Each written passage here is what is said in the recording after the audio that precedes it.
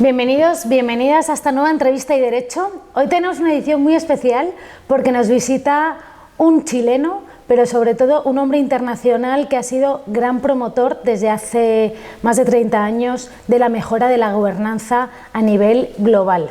Ha ocupado posiciones de responsabilidad directiva en el Banco Mundial, presidido el Instituto de Gobernanza de Recursos Naturales y muchas otras. Es un economista muy reputado que se ha afanado en cómo mejorar la integridad institucional y en la lucha contra la corrupción. Hoy tenemos nada más y nada menos que a Daniel Kaufman con nosotros. Muchas gracias, Daniel, y gracias por esta oportunidad que estamos compartiendo. Te quiero preguntar, como hago siempre con todos los invitados, ¿quién es Daniel Kaufman? Gracias, Zafira. Tú ya lo mencionaste. Lo único que agregaría es que me apasiona la ópera, el ciclismo, la vida y apoyar, aunque sea un granito de arena, a mejoras institucionales y a la mejora de toda la ciudadanía, especialmente en países de desarrollo, donde he trabajado por tantas décadas, pero también en los países ya desarrollados, para lo cual es crítico el poder de los datos, el poder de la evidencia, el poder del análisis, y de ahí convertirlo a iniciativas muy concretas y prácticas en las cuales también estoy involucrado. Así que es muy importante estar en toda esa transición entre lo más analítico y el poder de los datos, pero también en el activismo con respecto a eso para ayudar a mejorar las cosas. Pues vamos a empezar por los datos para pasar después al activismo, y para hacer esa correlación, una de las cosas las que has trabajado ampliamente es en el diseño de los indicadores para medición de la gobernanza. ¿En qué consisten estos indicadores y qué es lo que revelan sobre la situación de cada país? Este es un proyecto que con mi socio en ese tiempo en el Banco Mundial, Art Craig, comenzamos hace prácticamente 30 años ya, así que llevamos tres décadas de cómo pensarnos y el marco para analizar y medir la gobernanza en todo el mundo. En resumen, estamos hablando de los 3 temas claves dentro de la gobernanza, que es el tema político, es decir, cómo se sustituyen las autoridades al poder, cómo se monitorean, el tema económico y de la burocracia institucional y el tema del respeto a las instituciones. En cada uno de ellos elaboramos un par de indicadores para poder medirlos y construimos una metodología para medirlos. Entonces el total son 3 dimensiones, 2 indicadores de cada dimensión, la política, la económica y la institucional, para el total de 6 indicadores, que básicamente son, en breve, medir la calidad de la voz y rendición de cuentas democráticas en un país, libertades civiles y políticas, 1. 2, si hay estabilidad política y ausencia de violencia y terrorismo. 3, es la calidad de las instituciones del gobierno y de la burocracia en proveer los servicios públicos a la población, y también el marco. La siguiente es el marco regulatorio, la calidad del marco regulatorio, y después las últimas 2, en el respeto institucional, es la calidad de la aplicación del Estado de Derecho, no lo que está escrito en los libros solamente. Y por último, pero no menos importante, es el control de la corrupción. Hablando de control de la corrupción y de calidad del Estado de Derecho, me voy a detener en estos 2 últimos aspectos. Una de las cosas que muestras en tus análisis es que es la diferenciación entre lo que viene a ser la corrupción tradicional y otras formas de captura del Estado que no responden a esa corrupción tradicional. ¿Cuáles son esas formas más destacadas de captura del Estado y a qué deberíamos estar atentos como ciudadanos o como expertos analistas para poder levantar bandera roja o aumentar la alerta? Muy importante, Zafira. Primero comienzo con un comentario sobre el tipo de observaciones que sale y análisis que salen de toda la medición con los indicadores de gobernanza que hicimos, incluyendo control de la corrupción y los otros que mencioné.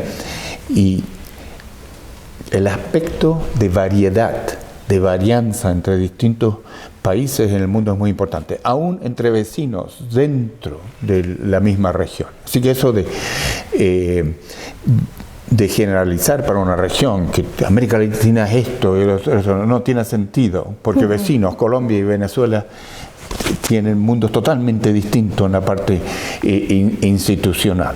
Por lo tanto, cuando hablamos de banderas rojas y todo eso, es muy específico a cada país y hay que mirar, por eso hay que mirar tan detenidamente los datos y por eso el poder de los datos.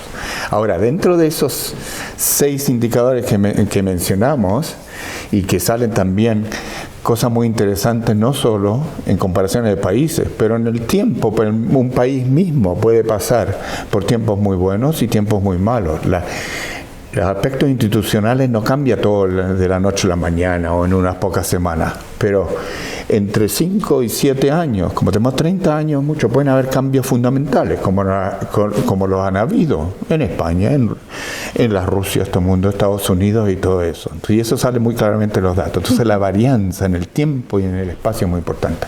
Pero uno de los aspectos que no medimos en esos 6 es un aspecto específico de gobernanza que en el pasado era un nicho, que es lo que nosotros denominamos en otros estudios con Joel Hellman, con otro analista, lo denominamos como la captura del Estado.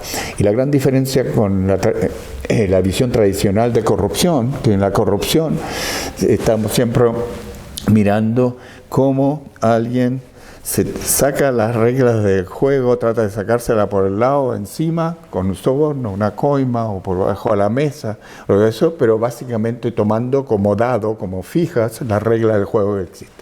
Captura del Estado puede ser mucho más perniciosa, más nociva, porque sencillamente los potentados pueden hasta involucrarse en la formación y ciertamente en la deformación y la distorsión de la regla del juego, que es totalmente distinto que cómo evitarla y cómo sacarlo, porque por ahí por lo menos ahí uno respeta que existen y fueron formadas por un acto de Dios o por un gobierno, pero no, aquí los potentados, los captores son los que la forman, y eso fue un trabajo distinto, que era un nicho. Empezamos con la ex Unión Soviética, Rusia, Ucrania, muchos años, también hace 30 años.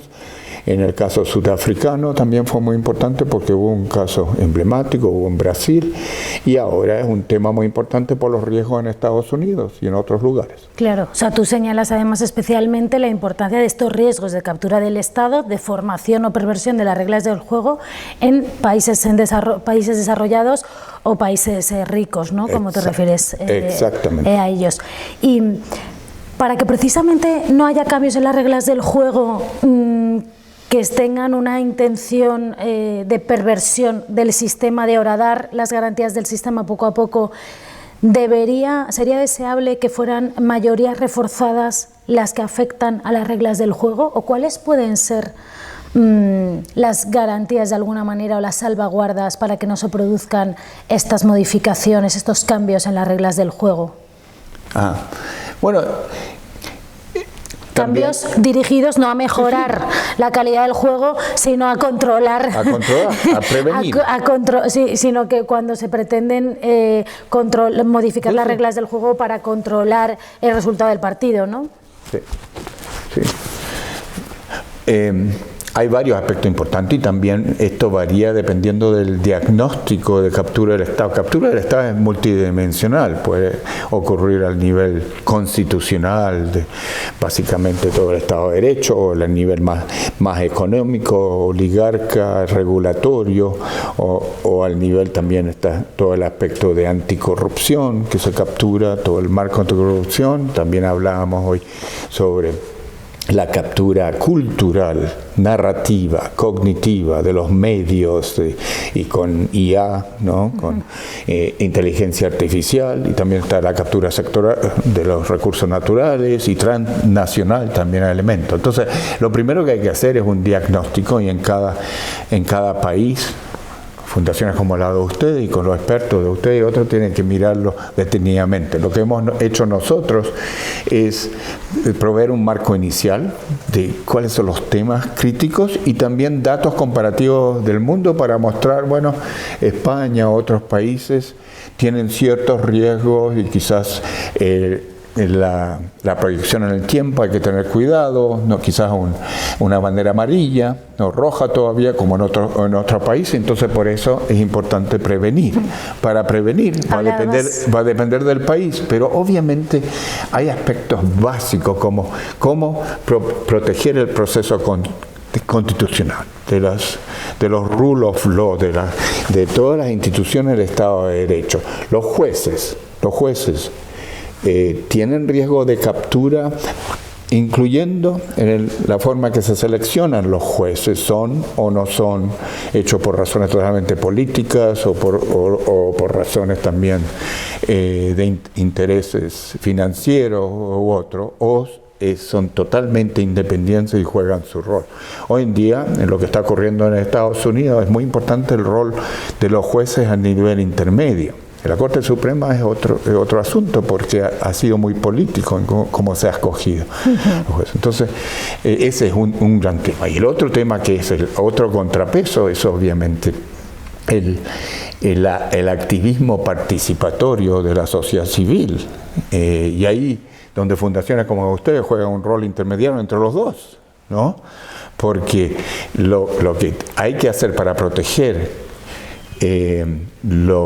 lo que es constitucional y básico, que está en la Constitución, que uno no se puede capturar, pero hay que protegerlo. Eso no necesariamente va a salir solo por razones legales y todo eso. Entonces hay que incluir ahí el activismo y la involucración ciudadana de los medios de comunicación y todo eso. Pero no es que haya una Biblia, que estas son las 3 cosas que hay que hacer, porque va a depender mucho de cuál es la realidad y el proceso que está corriendo en cada país, que es distinto. Decías además tú, antes cuando estábamos charlando, antes de empezar la entrevista, que se puede medir en tiempo, se puede diagnosticar en tiempo real la situación de la captura del Estado, para poder, bueno, pues también ver que se va en la trayectoria equivocada, aunque no se haya llegado, ¿no?, a un estado rojo de captura, ¿no?, o estemos todavía en señales amarillas o ámbar. Y en relación con esto, yo te quiero preguntar, ¿es posible, dentro de los diversos indicadores relacionados con la calidad de la gobernanza y los riesgos de captura del Estado, que se esté produciendo captura del Estado y al mismo tiempo una apariencia de expansión de libertades civiles? O sea, ¿o a la postre siempre van a estar en riesgo las libertades civiles si está habiendo un proceso de captura del Estado? Muy buena pregunta. Al fin y al cabo, yo creo que es muy útil para comenzar una conversación sobre el tema, hablar del término general de captura del Estado. Pero si nos vamos a poner a hablar en serio de, ¿qué hacemos concretamente sobre este tema? Hay que desempacarlo. Y por eso hablábamos antes, bueno, ¿dónde está el problema de captura? Y ustedes sabrán mucho mejor, hay una preocupación o un riesgo más en el aspecto de Estado de Derecho constitucional, o más en el aspecto económico, de mercado se hablaba, o en algunos sectores y todo eso. Entonces, dependiendo de eso, hay que mirar dónde está el problema. Al mismo tiempo hay que mirar cuáles son los puntos de entrada y los puntos de oportunidades para prevenir que haya más captura de eso. Y en muchos casos esa oportunidad está con el espacio de la sociedad civil, que en algunos países puede estar siendo incrementada, pero en algún otro aspecto de captura, entonces no se le están quitando las libertades fundamentales a las personas en algunos países. No es el caso de Rusia, obviamente, donde es mucho más cabrón, pero en otros países existe, se está incrementando, pero no necesariamente la sociedad civil está muy enfocada en que esto es un riesgo y que hay que prevenirlo e involucrarse. Entonces ahí hay un rol activista de decir, aquí hay una luz ámbar o aquí hay una luz amarilla, y utilizar esa oportunidad que es una sociedad civil vibrante sin demasiadas trabas, para evitar que... Porque a veces este tipo de captura, especialmente cuando es más localizada, es bastante silenciosa, ¿no? No es lo que ocurrió en Rusia, ¿no? Sí, o pero en Hungría, otros sitios es de puntada de hilo, puntada fina. Y a veces ocurre en reuniones muy específicas y toma mucho tiempo hasta que salga la luz. Entonces ahí entra el rol. Entonces no es inconsistente de que el proceso está ocurriendo al mismo tiempo de que hay libertades fundamentales, la sociedad civil es activa, fundamentales, pero cómo enfocarla para decir, cuidado. ¿Y qué hacemos al respecto? Y por eso entra también el asunto del diagnóstico, qué tipo de medidas. Porque estos son temas que a veces son un poco abstractos y hasta que no se vea muy claramente y salgan los medios de comunicación, dada este tipo de captura que ocurrió, mire el desastre macroeconómico que ha ocurrido o que puede ocurrir. Eso es lo que ocurre con la Bajato, Petrobras en Brasil y todo eso, pero a veces eso toma tiempo. Entonces, por eso es tan importante medir y en real time empezar a decir, aquí hay una luz ámbar o roja. Pues ahí estamos también en la parte de aterrizado a España, como decías, ¿no? Al país concreto, desde ahí derecho, midiendo en el informe de Estado de Derecho, pero además estamos ahora midiendo para monitorizar casi en tiempo real, ¿no? Y empezar a sacar otras herramientas que sean, bueno, pues que no sean cada 2 años, sino que nos permitan cada menos tiempo sacar esas señales. Para finalizar, yo te quiero preguntar si hubiese un cambio que estuviese en tu mano, ¿cuál es el cambio que priorizarías? Bueno, hablando a nivel más global y lo que está ocurriendo también en otros países, lo más importante es la protección del marco constitucional democrático de los países donde vivimos, los cuales quizás en España se lo toman como dado, pero en otros países eso no necesariamente está ocurriendo, y ahí entra el rol crítico, no solo de los jueces y la judicatura, pero del Parlamento. Y en algunos países el Parlamento o los congresos no están jugando el rol adecuado. Entonces, el ponerse las pilas y cuál es el deber constitucional de los parlamentos, de los congresos y sus congresistas es absolutamente crítico y tiene que, en algunos países eso tiene que cambiar. Y también el rol de los jueces. El apoyo a eso, como lo hablábamos antes, de la sociedad civil es crítico.